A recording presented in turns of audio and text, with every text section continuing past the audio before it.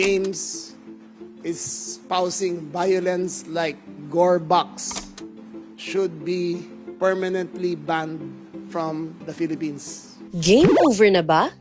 May posibilidad kasi na ipagbawal na sa Pilipinas ang violent video games. Let's sort it. Nagbukas ng maraming tanong ang malagim na school shooting incident sa Tacloban na ikinasawi ng 3 estudyante at ikinasugat ng 20 impa pa. May iba't ibang anggulong tinitingnan dito ang mga otoridad tulad ng bullying at gun ownership. Pero, isa sa sinisilip ngayon ay ang impluwensya ng violenting online games tulad ng Gorebox.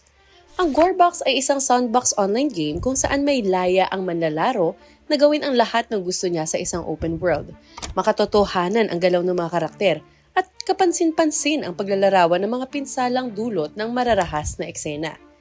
Ang utak sa loob ng larong ito ay ang German developer na si Felix Philipp ng F2 Games na inilabas noong 2023. Agad pinatawa ng temporary ban ng Cybercrime Investigation and Coordinating Center o CICC ang Gorebox matapos ang insidente sa Tacloban. Napag-alaman kasi na ang isa sa mga estudyanteng suspect sa pamamaril ay masugid na manlalaro nito. Sabi ng CICC, hindi pwedeng isang tabi ang posibleng impluwensya ng online game sa ginawa ng mga suspect. Nakatakda namang dinggin sa Senado ang insidente. Sinubukang imbitahan si Gorebox game developer Felix Philipp, subalit agad itong tumanggi. Nadismaya dito si Senator Risa Hontiveros at sinabing dapat silang sumunod sa batas at sa mga institusyon kung hindi, pananagutin sila. Tugon naman ni Philip, ang Gorebox ay may R18 plus rating. Ibig sabihin, hindi ito pwedeng laruin ng mga menor de edad. Malinaw na ang Gorebox ay hindi para sa kabataan.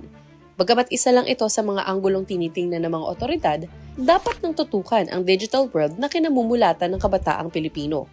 Malaya ang kabataan na makapaglaro ng online games.